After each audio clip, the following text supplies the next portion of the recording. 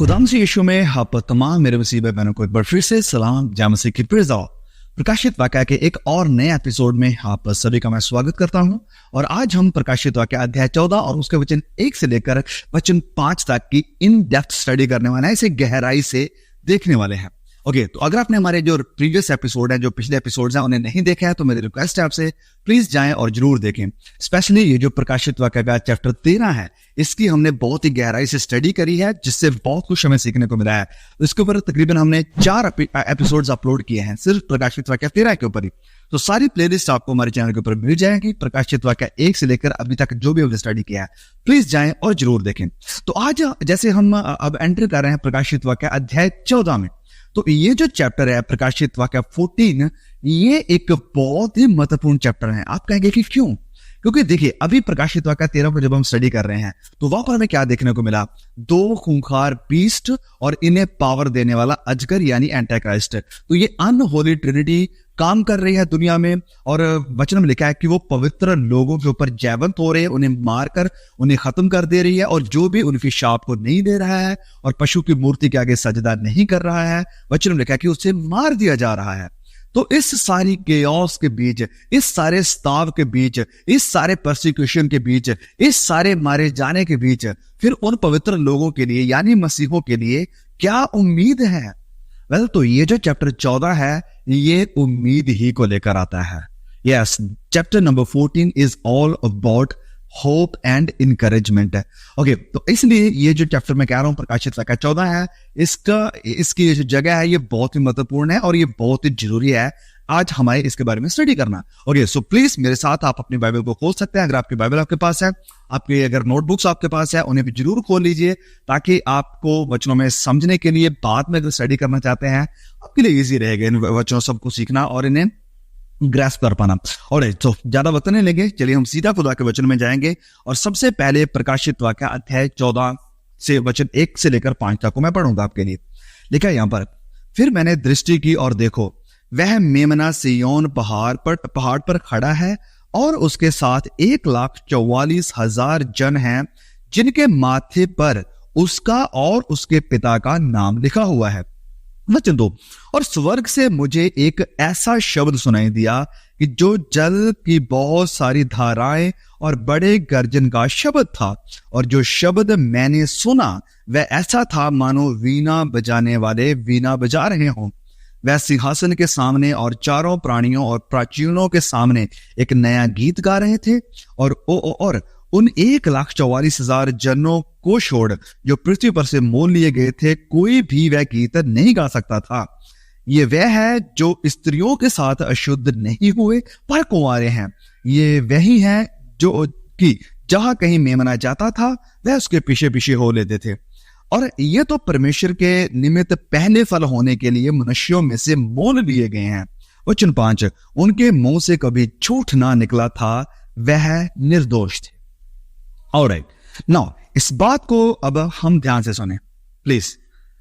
हम जानते हैं कि पवित्र बाइबल में ये जो चैप्टर्स और जो आयतें यानी वचन है देखने को मिलते, ये बाद में डाले गए हैं। इससे पहले जो पूरी बाइबल है वो एक ऐसे की तरह ही थी, मतलब इसमें कोई चैप्टर नहीं है, इसमें कोई वर्स नहीं है। अब इमेजिन करें इस पूरी प्रकाशित वाक्य की किताब को बिना चैप्टर्स, बिना आयतों के। अब जब हम पढ़ते आ रहे हैं प्रकाशित वाक्य 13 से, तो जब हम पढ़ते आ रहे हैं कि एक पशु निकल कर आ रहा है, फिर दूसरा पशु निकल कर आ रहा है, और ये दोनों पशु दुनिया को गुमराह कर रहे हैं, और जो उनकी गुमराही का शिकार नहीं बनते हैं उन्हें वो मार दे जा रहा है। तो ये सब कुछ के बीच में कौन होंगे जो उसकी शाप को नहीं लेंगे? कौन होंगे जो उसे सजदा नहीं करेंगे? वेल, ऑफ कोर्स वो वचन कह रहा है कि पवित्र लोग, खुदा के लोग यानी क्रिश्चियन लोग होंगे जो उसका इनकार करेंगे। तो इस सब के बीच में फिर यूहन्ना देख रहा है एक मेमने को जो सिय्योन पहाड़ के ऊपर खड़ा है। तो ये कंटिन्यूएशन है, यहाँ पर कोई ब्रेक नहीं है, क्योंकि ये चैप्टर्स जब हम पढ़ते हैं तो यहाँ हमें ब्रेक देखने को मिलती है। लेकिन अगर हम ऐसे पूरे बाइबल को वैसे ही लेंगे जैसे लिटरली थी पहले समय में, अगर हम वैसे ही लेंगे बिना चैप्टर बिना आयत के, तो हमें पता चलेगा कि ये सारे सीन के दरमियान, प्रकाशित वाक्य 13 के सीन के दरमियान यूहन्ना फिर अपनी नजरें उठाता है और उसे एक मेमना दिखाई देता है, और उसके पास 1,44,000 लोग खड़े हैं।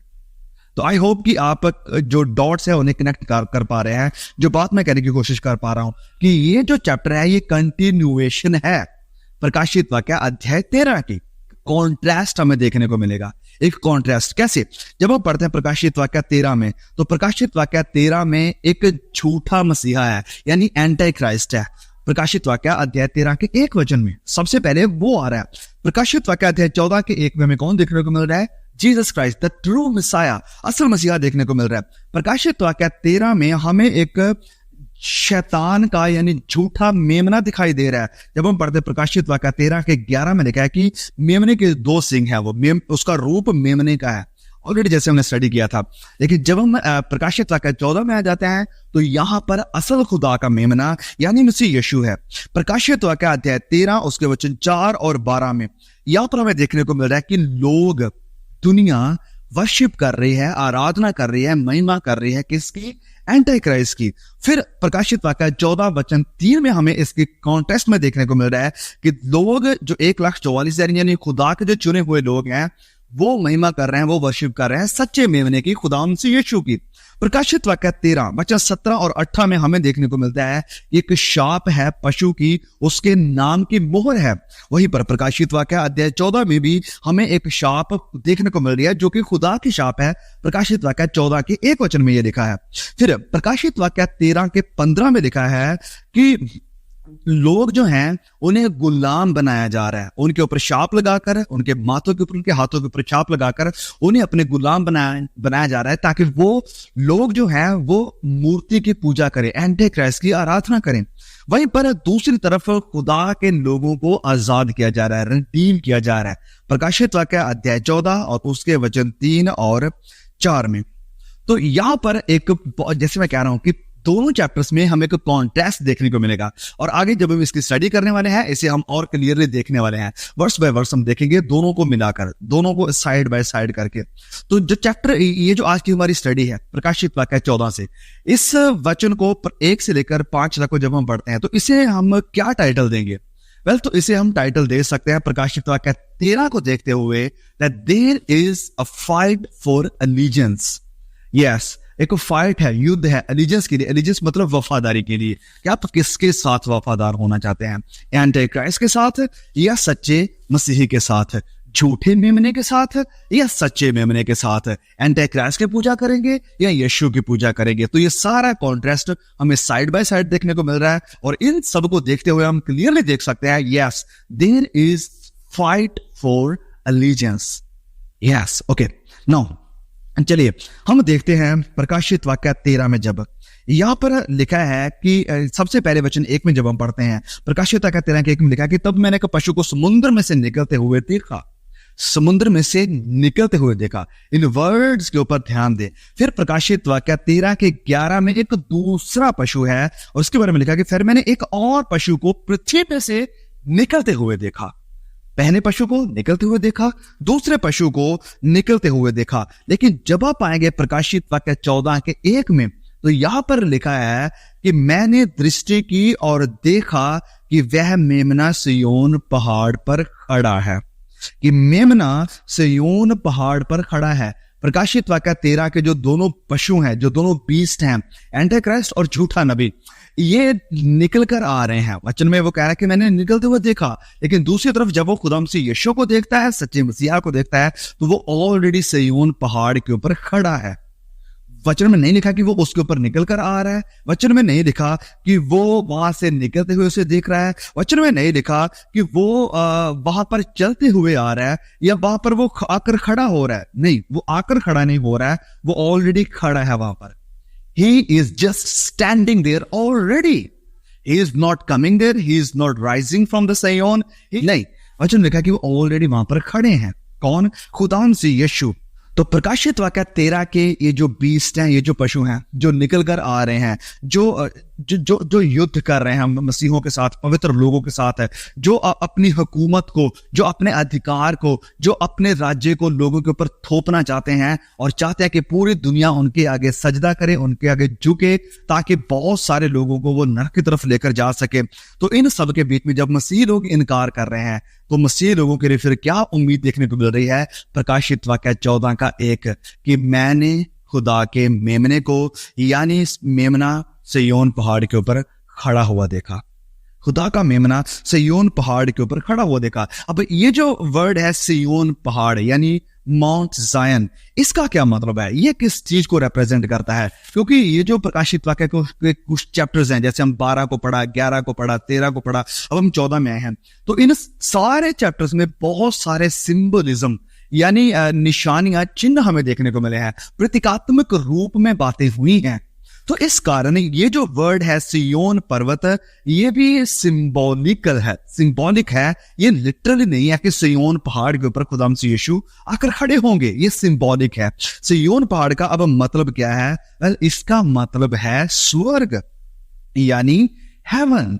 इसके लिए मैं आपको एक वचन की तरफ लेकर जाता हूं, भजन संहिता उसके 2 को, भजन संहिता 2 को हम पढ़ेंगे यहां पर 1 से लेकर 6 तक को जब हम पढ़ते हैं। जाति जाति के लोग क्यों हुल्लड़ मचाते हैं और देश देश के लोग व्यर्थ बातें क्यों सोच रहे हैं? अब अगर आप प्रकाशित वाक्य 13 की हमारी स्टडी को पूरा कंप्लीटली देखा तो आपको पता चलेगा कि जब भजन संहिता 2 को हम पढ़ रहे हैं तो ये किन चीजों की तरफ इशारा कर रहा है। तुरंत आपके दिमाग में प्रकाशित वाक्य 13 आ जाएगा, जब सारी दुनिया के लोग 10 राजा 10 सिंह मिलकर खुदा के लोगों को अपोज करेंगे। तो लिखा है कि जाति जाति के लोग क्यों हुल्लड़ मचाते हैं और देश देश के लोग क्यों व्यर्थ की बातें करते हैं। वचन 2, यहोवा और उसके अभिषिक्त के विरुद्ध, यहोवा के विरुद्ध और उसके अभिषिक्त के विरुद्ध, उसका अभिषिक्त मतलब मसाया, मतलब क्राइस्ट, कौन? यीशु मसीह। उसके विरुद्ध पृथ्वी के राजा मिलकर एक यूनिट बनाकर, एक बड़ा संगठन बनाकर और हाकिम आपस में सम्मति करके कहते हैं कि आओ हम उनके बंधन तोड़ डालें और उनकी रस्सियों को अपने ऊपर से उतार फेंके। वह जो स्वर्ग में विराजमान है हंसेगा, प्रभु उनको ठट्ठों में उड़ाएगा। वो जो स्वर्ग में बैठा हुआ है, वो जो सिय्योन पहाड़ के ऊपर बैठा हुआ है, वो उनके ऊपर हंसेगा। तब वह उनसे क्रोध में बातें करेगा और क्रोध में कहकर उन्हें घबरा देगा। वचन 6, मैं तो अपने ठहराए हुए राजा को अपने पवित्र पर्वत सिय्योन की राजगद्दी पर बैठा चुका हूं।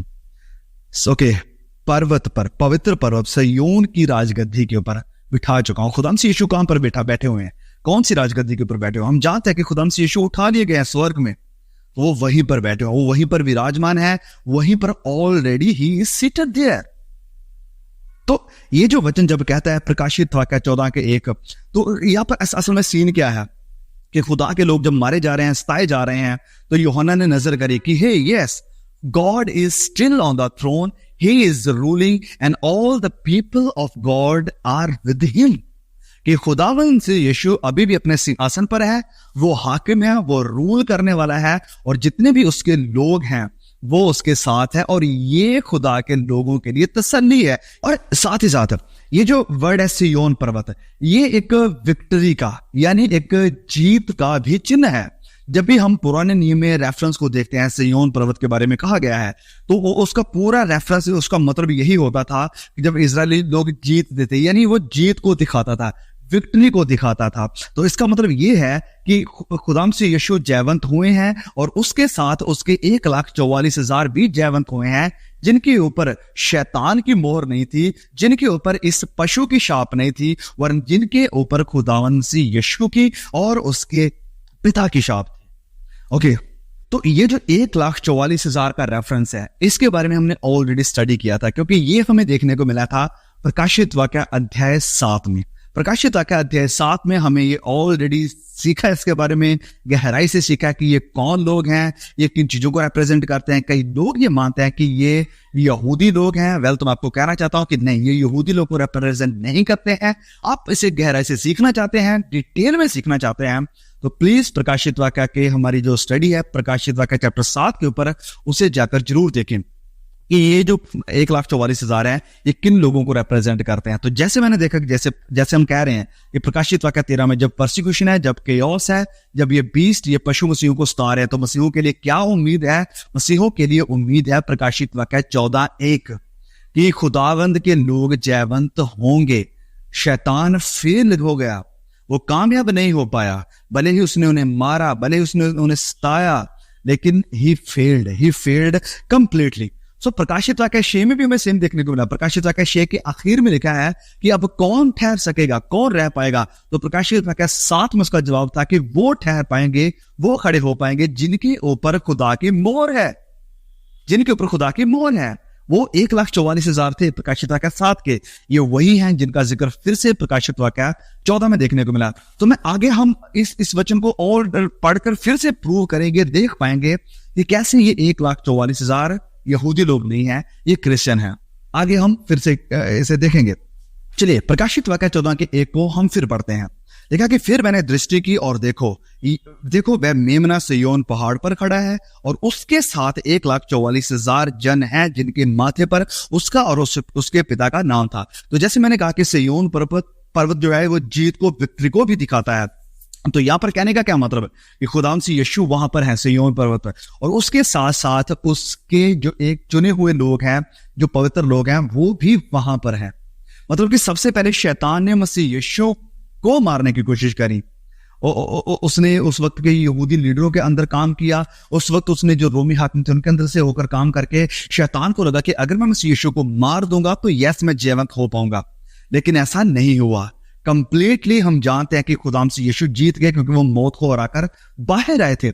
और सेम चीजें शैतान फिर करेगा एंड टाइम में मसीहों के साथ भी। उसे लगेगा कि मैं मसीहों को मार दूंगा, इनकी कहानी खत्म हो जाएगी, या तो ये मेरे आगे झुकेंगे, अगर ये नहीं झुकते तो मैंने खत्म कर दूंगा। तो हम देख रहे हैं कि जो बीस्ट है वो बहुत ही क्रूअल है, वो बहुत ही सताने वाले हैं, मसीहों के खिलाफ युद्ध करने वाले हैं। वचन में लिखा प्रकाशित वाक्य 13 में पढ़ा था कि वह उनके साथ लड़ेगा और उनके ऊपर जयवंत हो पाएगा, लेकिन वो उन्हें बैंड नहीं कर पाएगा।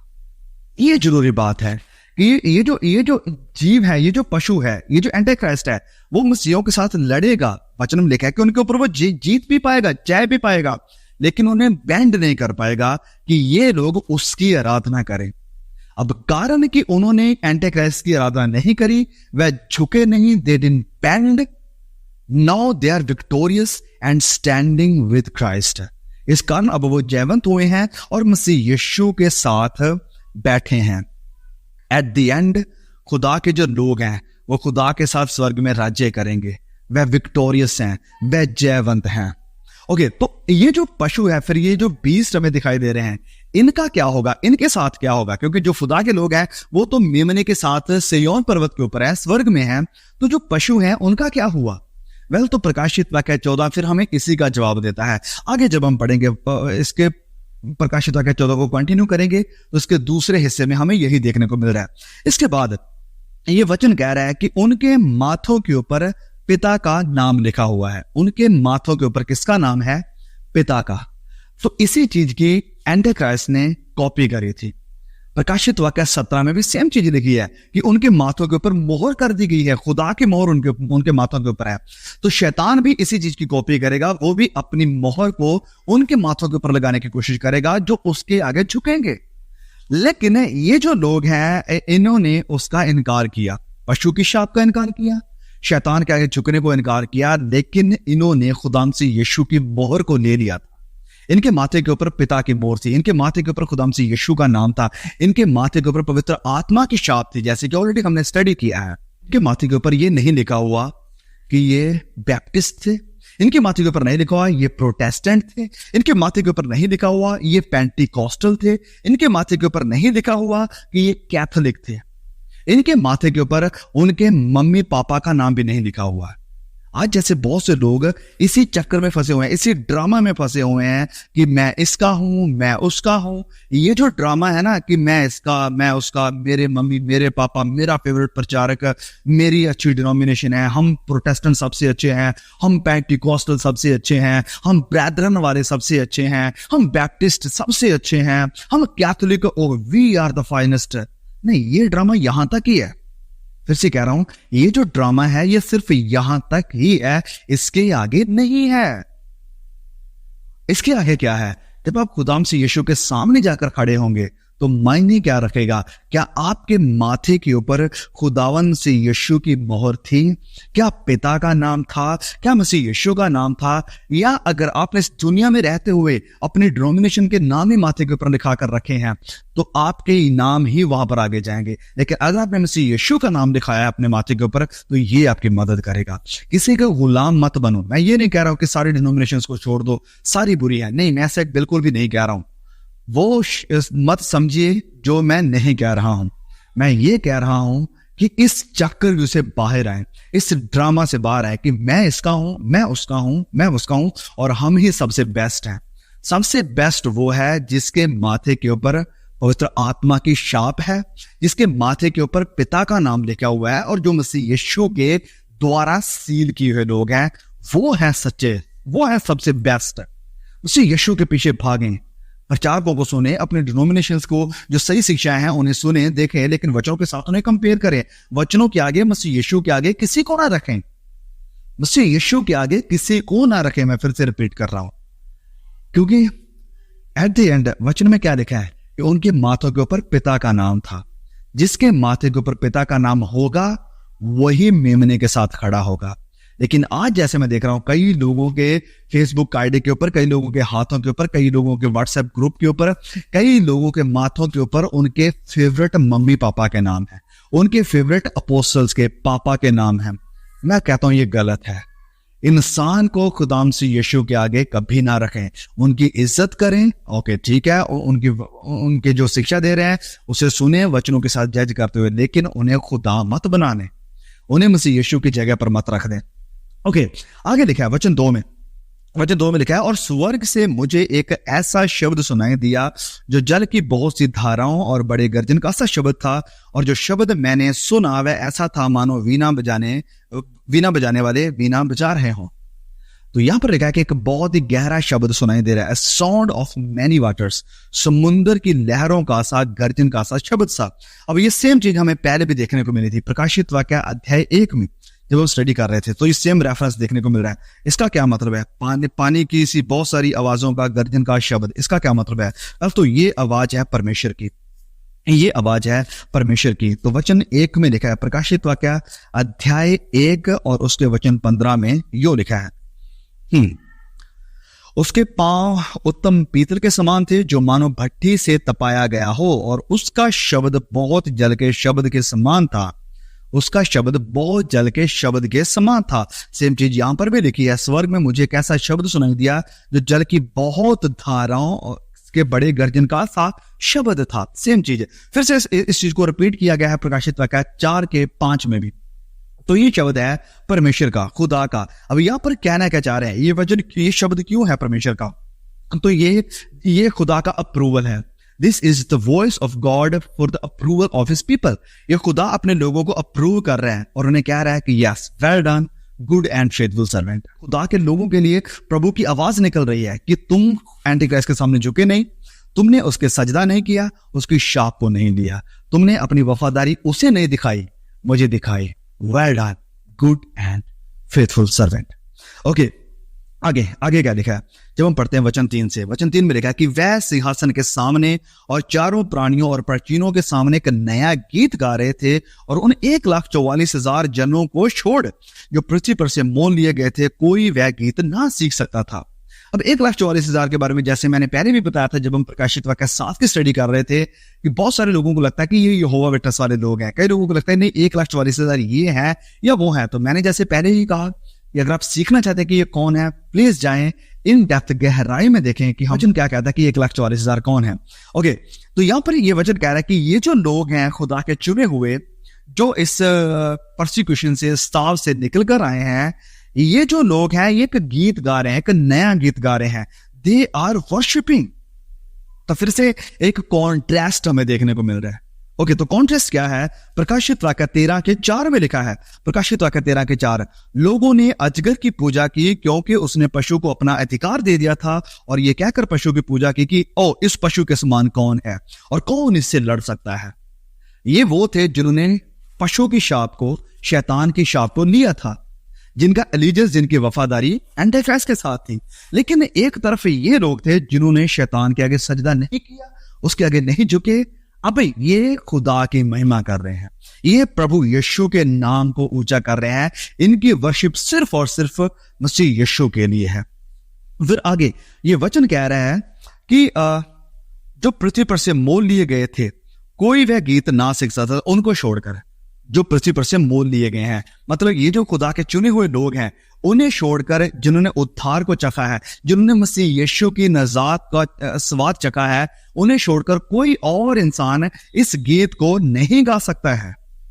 उसकी वर्शिप सिर्फ वही कर सकता है जिन्होंने खुदा मसीह यीशु के नजात को चखा है, मसीह के प्यार को चखा है, उसके लहू से अपने आप को धोया है, दूसरा नहीं। दूसरे लोग अच्छा गा सकते हैं, बहुत सारे जो सेकुलर सिंगर हैं उनकी बड़ी अच्छी आवाज है, बड़ा अच्छा सुर कलाम है, बड़ा अच्छा वो राग में गाते हैं, बड़े अच्छे क्लासिकल सिंगर हैं, बड़े बेस्ट हो सकते हैं, लेकिन दे आर नॉट वर्शिपर। वो वर्शिपर नहीं है, वो खुदा के सच्चे आराधक नहीं है। खुदा का सच्चा आराधक कौन है? सबसे पहले जिसने खुदा मसीह यीशु के प्यार को चखा है, जिसने उसकी कुर्बानी को टेस्ट किया है, जिसने खुदा मसीह यीशु के लहू के साथ अपने आप को धोया है। वचन लिखा कि जो मोल लिए गए सिर्फ वही ये गाना गा सकते हैं, वही रूह और सच्चाई से उसकी महिमा कर सकते हैं। जो दूसरे लोग हैं वो अच्छा गा सकेंगे, अच्छा टैलेंट दिखा सकेंगे, लेकिन उनका जो गाना है सिर्फ मौत तक है, सिर्फ जुबान तक ही है, वो दिल की गहराई से नहीं है। इसलिए आज भी मेरे प्रिय भाइयों और बहनों, बहुत सारे ऐसे लोग हैं जो इस ऑथेंटिक वर्शिप से दूर हैं। चर्च के अंदर भी बहुत सारे ऐसे लोग हैं जो इस सच्ची ऑथेंटिक वर्शिप से दूर हैं। वो सिंगिंग अच्छी कर लेते हैं, सिंगिंग बहुत ही बढ़िया कर लेते हैं, बड़े लोगों को इंप्रेस कर देते हैं, बड़े लोगों को इमोशनल भी कर देते हैं, but they are far away from the authentic worship. वो सच्ची आराधना से बहुत दूर हैं, क्योंकि सच्ची आराधना रूह और सच्चाई से होगी। सच्ची आराधना वही कर पाएगा जो माफ किया गया है, सच्ची आराधना वही कर पाएगा जो लहू के द्वारा साफ किया गया है, सच्ची आराधना वही कर पाएगा जो खुदावंद मसीह यीशु के प्यार में समा गया। क्या आप जब चर्च में जाते हैं, जब किसी वर्शिप का हिस्सा बनते हैं, क्या आप ऑथेंटिक वर्शिप कर रहे हैं या आप सिंगिंग कर रहे हैं? आज क्रिश्चियनिटी में भी बहुत सारे सिंगर्स हैं, लेकिन वर्शिपर नहीं है, वर्शिपर बहुत कम है। आज जो अपने आप को सो कॉल्ड वर्शिप करने वाले कहते हैं, वर्शिपर कहते हैं, उनकी कई कंडीशंस रहती हैं वर्शिप करने के लिए। हमारे लिए ये होना चाहिए, ओके, दूसरी कंडीशन ये होना चाहिए, अच्छा एसी इंतजाम होना चाहिए, अच्छी पब्लिक का इंतजाम होना चाहिए, अच्छा खाने का इंतजाम होना चाहिए, अच्छे होटल का इंतजाम होना चाहिए। मैं कह रहा हूं ये वर्शिपर नहीं है, ये सिंगर है। सिंगर में और वर्शिपर में बहुत बड़ा फर्क है। वर्शिपर वो है जो जमीन पर खड़ा होकर, जो खेत में खड़ा होकर, जो चौराहों पर खड़ा होकर खुदा के नाम को पुकारेगा और खुदा के नाम को ऊंचा करेगा। उसके आगे कोई कंडीशंस नहीं है। सच्चे वर्शिपर के लिए कोई कंडीशन नहीं है। सच्चा वर्शिपर जानता है कि खुदा महिमा के योग्य है। यह सच्चा वर्शिपर जानता है कि खुदा महिमा के योग्य है। किस कारण? जो उसने मेरे लिए किया है और जो वो मेरे लिए करेगा जब मुझे लेने के लिए आएगा। तो इस कारण सच्चा वर्शिपर जानता है कि खुदा मसीह यीशु ने मेरे लिए क्या किया है, उसने मेरे लिए अपना लहू बहाया है। सच्चा वर्शिपर जानता है कि खुदावंद मसीह यीशु परमेश्वर है और परमेश्वर महिमा के योग्य है, इस कारण वो उसकी वर्शिप करेगा, उसके लिए कोई कंडीशन नहीं है। लेकिन जो सिंगर है उसके लिए बहुत सारी कंडीशन होगी, वो बड़ी कंडीशंस रखेगा। बोलते मुझे इतना पैसा चाहिए, अगर इससे कम पैसा मुझे मिलेगा तो मैं आपके यहां वर्शिप करने के लिए नहीं आऊंगा। वो वर्शिपर नहीं, वो सिंगर है। यहां पर यह लिखा है वचन में कि जो धरती पर से मोल लिए गए हैं उन्हें छोड़कर कोई और वो भजन नहीं गा सकता है, कोई और खुदा की ऑथेंटिक वर्शिपर नहीं कर सकता है। ओके, चलिए आगे बढ़ते हैं वचन 4 की तरफ। वचन 4 में लिखा है कि ये वह हैं जो स्त्रियों के साथ अशुद्ध नहीं हुए पर कुंवारे हैं। ये वह ही है कि जहां कहीं मेमना जाता है वह उसके पीछे हो लेते हैं। ये तो परमेश्वर के निमित्त पहले फल होने के लिए मनुष्यों में से मोल लिए गए हैं। Okay, follower of the lamb. यहां पर हमें देखने को मिल रहा है, वचन कह रहा है कि जहां कहीं मेमना जाता था वो उसके पीछे हो लेते थे।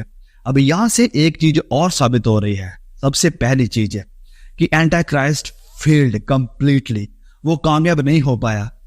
उसे लगा कि मैं इन लोगों को धमकाऊंगा, इन लोगों को मारने की धमकियां दूंगा तो ये लोग झुक जाएंगे। वो नहीं झुके, उसने इन्हें मार दिया क्योंकि वो खड़े रहे खुदा के लिए। शैतान को लगा कि मैं कामयाब हो गया, मैंने इन्हें मार दिया। लेकिन इन रियलिटी, वास्तविकता में ये जो लोग हैं ये मरकर भी जयवंत हुए हैं, ये मर के भी जीत गए हैं। जैसे खुदावंद से यीशु मरकर भी क्रूस के ऊपर जाकर भी जयवंत हुए, वैसे ही खुदा के सच्चे लोग मर के भी जयवंत होंगे। प्रभु यीशु ने खुद कहा प्रकाशित वाक्य की किताब में कि प्राण देने तक वफादार है तो मैं तुझे जिंदगी का मुकुट दूंगा। जिंदगी के मुकुट देने का मतलब है इनाम देना, मरकर इनाम ले लो। इसका सिंपली मतलब यही है, प्राण देने तक वफादार है, जान देने तक वफादार है तो मैं तुझे जिंदगी का मुकुट दूंगा, मतलब तुम्हें इनाम दूंगा। जान देकर तुम जयवंत हो जाओगे, जान देकर भी तुम जीत जाओगे, तुम इनाम को हासिल करोगे। इनाम क्या है? जिंदगी, हमेशा की जिंदगी, जिंदगी का मुकुट। तो सेम चीज हमें यहां पर भी देखने को मिल रही है कि एक वो पर्टिकुलर ग्रुप है जिसे बेंड करने की शैतान ने कोशिश करी, लेकिन वो मेमने के पीछे चलते रहे जहां कहीं भी मेमना जाता था। सबसे पहली बात कि एंटी क्राइस्ट फेल्ड है। दूसरी बात है कि ये लोग यहूदी नहीं, ये क्रिश्चियन हैं। ये खुदा मसीह यीशु की बातों को मानने वाले थे, जो मसीह यीशु कहते थे वही करने वाले थे, मसीह यीशु के पीछे चलने वाले थे, खुदावंद मसीह यीशु की आराधना करने वाले थे। जहां कहीं मेमना जाता था उसके पीछे चलने वाले थे। ओके, इसके ऊपर हम बाद में आते हैं। सबसे पहले हम ये देखते हैं, ये वचन कह रहा है कि वह जो स्त्रियों के साथ शुद्ध नहीं हुए वह कुंवारे थे, वह कुंवारे थे। They are virgins and they are pure. अब इसका क्या मतलब है? क्या लिटरली वो किसी के साथ इंटीमेट नहीं हुए? क्या लिटरली मतलब यही है कि वो लोग, उन लोगों ने शादी नहीं करी थी? वेल, तो ये झूठ है। You can not take this verse literally and other verses as symbolic. आप इस एक वचन को लिटरली नहीं ले सकते हैं और बाकी वचनों को कहें कि हाँ बाकी सिंबॉलिक हैं। अगर प्रकाशित वाक्य 14 को हम पढ़ते आ रहे हैं और हम जान रहे हैं, देख रहे हैं कि सारा कुछ सिंबॉलिक है, बहुत सारी चीजें सिंबॉलिक है। पहाड़, मेमना वर्ड वो भी सिंबॉलिक है, सिय्योन पर्वत पर खड़े होना वो भी सिंबॉलिक है, पिता का नाम माथा के ऊपर ये भी सिंबॉलिक है, बहुत सारी चीजें, सारा कुछ सिंबॉलिक है। तो इसका मतलब है कि ये जो वर्ड है कि स्त्रियों के साथ शुद्ध नहीं हुए, ओके, वह कुंवारे हैं, ये भी सिंबॉलिक है। लेकिन ये किस बात का सिंबॉलिक है? किस चीज को ये रिप्रेजेंट करता है? इसका फिर मतलब क्या है? अगर ये सिंबॉलिक है तो सिंबॉलिक का मतलब क्या है? वेल, प्रकाशित वाक्य 13, प्रकाशित वाक्य 13 जो है वो हमें बताता है कि इसका मतलब क्या है। तो इससे पहले कि हम प्रकाशित वाक्य 13 को देखें, सबसे पहले हम थोड़ा और पीछे जाते हैं, प्रकाशित वाक्य 2 में जाएंगे। और ये जो मतलब है व्यभिचार यानी सेक्सुअल इमोरलिटी, ये हमें और थोड़ा क्लियर देखने को मिल जाएगा कि इसका असल में मतलब क्या है। प्रकाशित वाक्य अध्याय 2 और उसके वचन 20 में यूं लिखा है, प्रकाशित वाक्य 2 के 20 में। तो यहाँ पर थुआतिरा की कलीसिया से मसीह यीशु बात कर रहे थे, तो ये सब की भी हमने ऑलरेडी स्टडी करी है। प्लीज जाएं, शुरुआत के हमारे जो एपिसोड्स हैं देख लें और गहराई में देखने के लिए। ओके, वचन 20 में लिखा है कि पर मुझे तेरे विरुद्ध ये कहना है कि तू उस स्त्री इज़बेल को रहने देता है जो अपने आप को भविष्यवक्ता कहती है और मेरे दासों को व्यभिचार करने और मूर्तियों के आगे चढ़ाई हुई वस्तुएं खाना खिलाकर भरमाती है। व्यभिचार और मूर्तियां, okay, adultery and idolatry, they are equal. अगर कोई अडल्ट्री कर रहा है तो ये खुदा के सामने बहुत बड़ा गुनाह है, लेकिन अगर कोई आइडोलेट्री कर रहा है मतलब मूर्ति पूजा कर रहा है तो ये खुदा के सामने भद्दा गुनाह है, बहुत ही बदतर गुनाह है। तो प्रकाशित वाक्य 13 में क्या था? जैसे मैं कह रहा हूं, प्रकाशित वाक्य 13 is all about adultery and idolatry. Idolatry मतलब मूर्ति पूजा के बारे में वो बार बार बातें करता है। जब हम पढ़ते आ रहे थे प्रकाशित वाक्य 13 के, तो वहां पर क्या लिखा था कि लोग एंटीक्राइस्ट की पूजा कर रहे हैं। प्रकाशित वाक्य 13 के 4 में फिर हमें देखने को मिला कि जो एक मूर्ति बनाई जा रही है और लोगों को कहा जा रहा है कि उसकी आगे झुको, और जो नहीं झुक रहा है उन्हें मारा जा रहा है। क्या है? मूर्ति पूजा। प्रकाशित वाक्य 13 पूरा भरा हुआ है मूर्ति पूजा के साथ है। लेकिन ये जो खुदा के लोग थे, पवित्र लोग, ये उसकी मूर्ति के आगे नहीं झुके, इन्होंने मूर्ति पूजा नहीं करी, मतलब इन्होंने आत्मिक व्यभिचार नहीं किया। इसका मतलब यही है, इन्होंने आत्मिक व्यभिचार नहीं किया। They did not defile themselves with the system of the Antichrist. Antichrist का जो सिस्टम था, इन्होंने अपने आप को उसके साथ डिफाइल नहीं किया, अपने आप को उसके साथ दूषित नहीं किया, गंदा नहीं किया। इसका हमें और जिक्र देखने को मिलता है। ये जो एंटी क्राइस्ट का सिस्टम है, जो शैतान का सिस्टम होगा। ओके, जब हम पढ़ेंगे प्रकाशित वाक्य 17 और इसके वचन 3-4 को पढ़ेंगे और उसके बाद 6 में आएंगे। प्रकाशित वाक्य 17, यहां से फिर और समय थोड़ा क्लियर हो जाएगा कि इसका मतलब क्या था। 3 में लिखा है कि तब वह मुझे आत्मा में जंगल को ले गया और मैंने लाल रंग के पशु पर, जो निंदा के नामों से भरा हुआ था, जिसके 7 सर और 10 सींग थे, एक स्त्री को बैठे हुए देखा। यह स्त्री बैंगनी और लाल रंग के कपड़े पहनी थी और सोने और बहुमूल्य मणियों और मोतियों से सजी हुई थी, और उसके हाथ में एक सोने का कटोरा था जो घृणित वस्तुएं और उसके व्यभिचार की अशुद्ध वस्तुओं से भरा हुआ है। उसके व्यभिचार की शुद्ध वस्तुओं से भरा हुआ है। और वचन 6, मैंने उस स्त्री को पवित्र लोगों का लहू और यीशु के गवाहों का लहू पीने में मतवाली देखा। उसे देखकर मैं चकित रह गया। यह है सिस्टम एंटी क्राइस्ट का, यह है सिस्टम शैतान का। और इस शैतान के सिस्टम के आगे ये क्रिश्चियंस नहीं झुके। और ये जो शैतान का सिस्टम है, ये आज भी काम कर रहा है। और आज भी बहुत सारे क्रिश्चियंस हैं जो शैतान के सिस्टम के आगे झुक गए हैं। शैतान का सिस्टम क्या है कि पैसा ही सब कुछ है। शैतान का सिस्टम क्या है कि अपना नाम कमाना ही सब कुछ है। शैतान का सिस्टम क्या है कि जितना गुनाह तुम करना चाहते हो करो। ओके, तुम खुदा का नाम लेना है, ठीक है, ले सकते हो, कोई बात नहीं, मैं तुम्हें जस्ट जाने दूंगा, लेकिन साथ ही साथ पाप भी करो। And you are all comfortable. अगर आप कंफर्टेबल हैं इन सब चीजों के साथ, तो ऑलरेडी आप शिकार हो चुके हैं शैतान के सिस्टम के। आप ऑलरेडी अशुद्ध हैं। You are अडल्टरस। याकूब के पत्र में लिखा है कि क्या तुम नहीं जानते कि संसार से दोस्ती करना परमेश्वर के साथ विरोध करना है। संसार से दोस्ती खुदा के साथ विरोध है, मतलब ये व्यभिचार है, ये आइडोलेट्री है, ये मूर्ति पूजा है। क्योंकि आप खुदा को छोड़कर संसार के पीछे भाग रहे हो, खुदा को छोड़कर संसार के सिस्टम के पीछे भाग रहे हो, खुदा को छोड़कर शैतान के सिस्टम को सजदा कर रहे हो, उसके आगे झुकते जा रहे हैं। ये है आइडोलेट्री, मतलब मूर्ति पूजा, और यही है अडल्ट्री यानी व्यभिचार है। और ये जो खुदा के पवित्र लोग हैं, जो सच्चे लोग हैं, वो इस सिस्टम के आगे झुकेंगे नहीं, वो शैतान को सजदा करेंगे नहीं। उनका एलिजेंस, उनकी वफादारी खुदा के साथ है। वो जहां कहीं मेमना जाता है वो सिर्फ उसके पीछे चलेंगे, मतलब वो खुदा की आज्ञाओं को मानने वाले लोग हैं। वो पवित्रताई के रास्ते के ऊपर चलने वाले लोग हैं। पवित्रताई का रास्ता है मेमने का रास्ता, वो सक्रिय मार्ग के ऊपर चलने वाले लोग हैं। ओके, तो जैसे ये वचन हमने पढ़ा कि ये लोग जो हैं वो फेथफुल फॉलोवर ऑफ क्राइस्ट हैं। वचन में जैसे हम पढ़ रहे थे वचन 4 में, ये वह है जिन्होंने अपने स्त्रियों के साथ अपने आप को अशुद्ध नहीं किया, वह कुंवारे हैं, और जहां कहीं भी मेमना जाता था वह उसके पीछे पीछे हो लेते थे। जहां कहीं मेमना जाता था, they are the follower of Christ. वो मसीह यीशु के पीछे चलने वाले हैं, किसी और के पीछे नहीं, किसी और चीज के पीछे नहीं। वो जहां कहीं काम के लिए जाएंगे, जहां कहीं भी जॉब करेंगे, जहां कहीं भी ट्रेन में बैठेंगे, जहां कहीं भी बस में जाएंगे, उनका टारगेट, उनका फोकस, उनके जहन में पवित्रताई है। अगर वो अकेले रूम में बैठे हैं, उनके लिए पवित्रताई है, वो मेमने के पीछे चलने वाले हैं। अगर कोई उनके आसपास नहीं है, उनके घर वाले उनके पास नहीं है, वो फॉरेन में जाकर काम कर रहे हैं, लेकिन फिर भी वो जानते हैं कि मसीह यीशु को हमें खुश करना है, मसीह यीशु को प्रसन्न करना है, वो मसीह यीशु के पीछे चलने वाले हैं, अपने पीछे नहीं, अपने अभिलाषों के पीछे नहीं।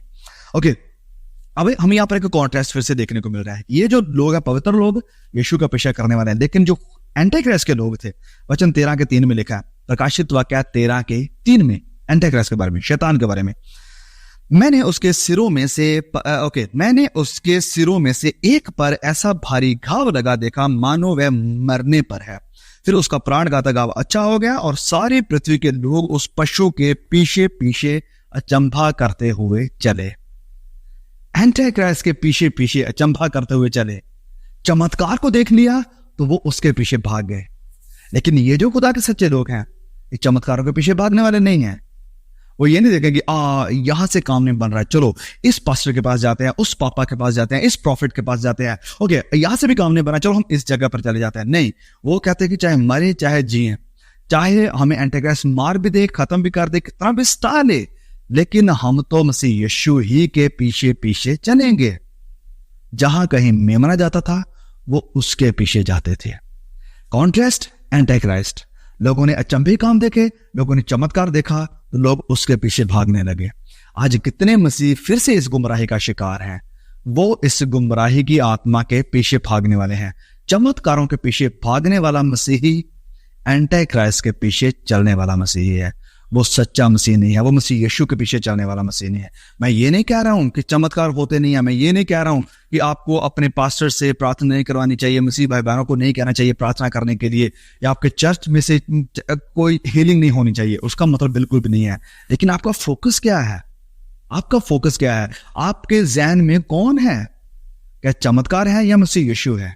क्या आप मसीह यीशु को अपने रूम में बैठकर पुकार सकते हैं कि खुदा मैं आपके सामने आता हूं, मुझे चंगा कर, मुझे शिफा दे, मैं ये बीमार हूं, मैं चमत्कारों के पीछे नहीं भागूंगा, मैं कभी इसके पीछे कभी इसके पीछे, मैं दुनिया के फ्लो के साथ नहीं चलूंगा। ये वचन में जैसे हमने पढ़ा प्रकाशित वाक्य 13 में, जो अजगर के पीछे भागने वाले लोग थे, जब पूरी पृथ्वी के लोग, वचन में लिखा कि सारी पृथ्वी के लोग, सारे मतलब कि लोग फ्लो के पीछे भागे, जिस तरफ सारी दुनिया जा रही है उसी तरफ सब लोग जा रहे हैं।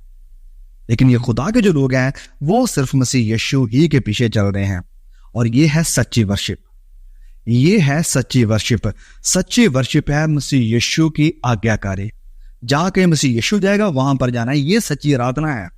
This is authentic worship.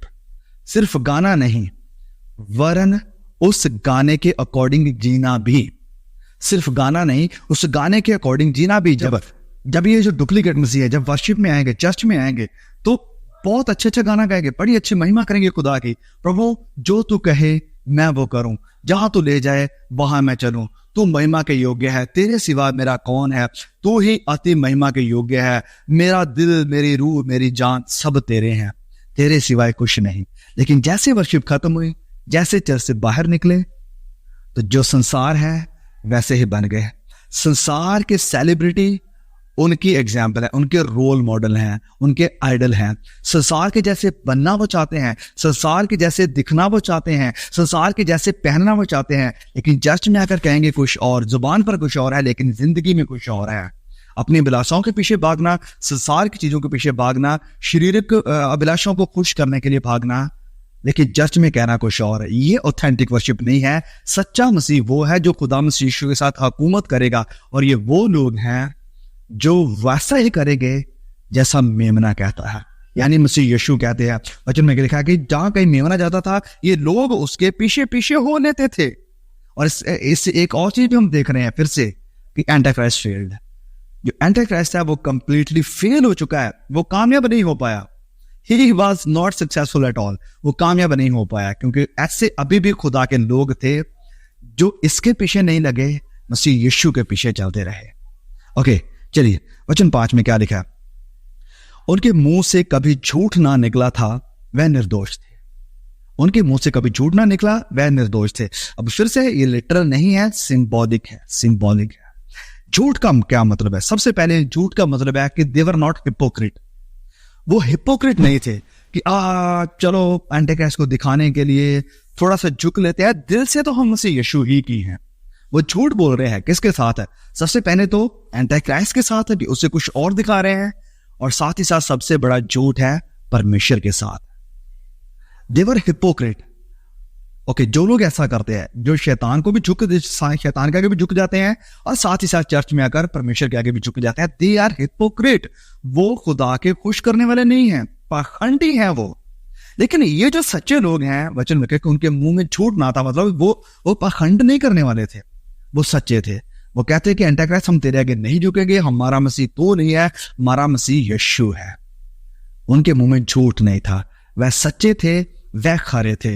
आज खुदा को ऐसे ही लोगों की जरूरत है जो सच्चे हैं, जो खरे हैं, जो काम के ऊपर जाकर कॉम्प्रोमाइज नहीं करेंगे। अगर उनको पूछ लिया तुम चर्च जाते हो, वो नहीं कहेंगे कि अगर मैं सच्चाई बता दूंगा तो ये लोग पता नहीं मेरे बारे में क्या सोचेंगे। सोचने दो, जो किसी को सोचना है सोचने दो, लेकिन आपके मुंह से सच्चाई निकलनी चाहिए। आप पखंडी नहीं हो सकते, आप झूठ बोलने वाले नहीं हो सकते, आप कंप्रोमाइजिंग क्रिश्चियन नहीं हो सकते। सच्चा मसीह वो है जो खरा है, जिसके मुंह से झूठ नहीं निकलता है, जो पखंडी नहीं है, जो हिपोक्रेट नहीं है। फिर इसका दूसरा मतलब ये भी है, जब हम प्रकाशित वाक्य 13 के वचन 5 और 6 में पढ़ते हैं तो वहां पर लिखा है कि बड़े बोल बोलने के लिए और परमेश्वर की निंदा करने के लिए उसे एक मुंह दिया गया। परमेश्वर की निंदा करना, खुदा के खिलाफ बोलना, ये भी झूठ है, क्योंकि खुदा के खिलाफ आप वो बातें कह रहे हो जो खुदा के विषय में है ही नहीं। आप झूठ बोल रहे हो, आप प्रभु के खिलाफ नहीं बोल सकते। कि प्रभु पता नहीं तो कहाँ है, तू तो मेरी दुआ सुनता ही नहीं है, तू पता नहीं कहाँ बैठ गया, मेरी तो तुझे कोई परवाह ही नहीं है। ये सब झूठ है, झूठ है ये। यस, खुदा को आपकी परवाह है, खुदा आपकी दुआ को सुनता है, वो आपके बारे में जानता है। आपका विश्वास कमजोर है। खुदा और वो जो चीज आप मांगने की कोशिश कर रहे हैं उसका समय नहीं आया है। तो ये जो सच्चे लोग हैं, वचन लिखा है कि उनके मुंह से कभी झूठ ना निकला था, वह निर्दोष थे। They are holy, they are pure, निर्दोष हैं, मतलब उनके अंदर कोई दोष नहीं था। उन्होंने एंटीक्राइस्ट सजदा नहीं किया, उसके सामने अपने को नहीं झुकाया। ओके, तो प्रकाशित वाक्य 14 का वचन 1 से लेकर 5 तक अब हम यहां पर खत्म करते हैं। अब तक जो भी हमने पढ़ा, इससे हम क्या सीख रहे हैं? इससे हम सीख रहे हैं that there is hope for Christian, कि हमारे लिए एक उम्मीद है, हमारे लिए एक होप है। प्रकाशित वाक्य 13 में जब लड़ाइयां चल रही है, युद्ध चल रहा है, मसीहों के खिलाफ अत्याचार हो रहा है, मसीहों को मारा जा रहा है, ये दोनों पशु आकर खूंखार रूप धारण कर चुके हैं, तो क्या उम्मीद है? हमारी उम्मीद है प्रकाशित वाक्य 14:1 कि मैंने सिय्योन पर्वत पर मेमना खड़ा देखा। वो हमारी उम्मीद है, वो हमारी इंकरेजमेंट है, वो हमारी तसल्ली है। और ये एक वचन हमारे लिए काफी है कि मैंने सिय्योन पर्वत के ऊपर मेमना खड़ा देखा। ये एक वचन हमारे लिए काफी है। प्रकाशित वाक्य 13 का डार्क चैप्टर देखने के बाद, प्रकाशित वाक्य 13 जो डार्क चैप्टर है उसे देखने के बाद प्रकाशित वाक्य 14:1 एक रोशनी वाला चैप्टर है, और ये हमारे लिए काफी है। वचन 1 हमारे लिए काफी है कि मैंने मेमना देखा, मैंने मेमना देखा। सो प्रिय भाइयों और बहनों, जब हम कठिनाइयों से होकर गुजरते हैं, केओस से होकर गुजरते हैं, स्ताव से होकर गुजरते हैं, जब हम मौत से होकर गुजरते हैं, तो हमारे लिए उम्मीद है। कौन? सिय्योन पर्वत के ऊपर खड़ा हुआ मेमना, मसीह यीशु। वो आज भी सिंहासन पर विराजमान है, वो आज भी अपने सिंहासन पर ऊपर बैठा हुआ है। वो हमारी तसल्ली है। हमारी नजरें उसकी तरफ है, हमारी नजरें उसके ऊपर लगी हुई है कि हम उसके हैं और वो हमारा है। खुदा इन वचनों के द्वारा आपको बहुत ब्लेस करे। जल्द मिलेंगे एक और नए एपिसोड के साथ, और फिर एंटीक्राइस्ट के साथ क्या होने वाला है वो सब कुछ हम आगे देखने वाले हैं, क्योंकि ये 3 हिस्सों में बटा हुआ चैप्टर है। प्रकाशित वाक्य 14 जो है ये 3 हिस्सों में बटा हुआ है। सो जो दूसरा हिस्सा है वो आगे हम स्टडी करेंगे। God bless you all, see you again, आमीन।